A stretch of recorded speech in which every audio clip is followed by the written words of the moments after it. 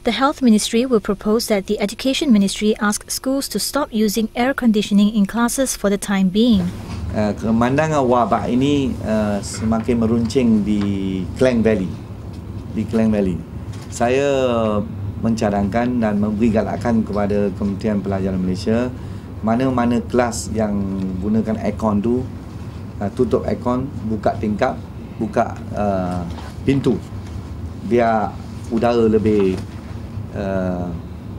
mengalir dengan baik dan kita dapat mencegah.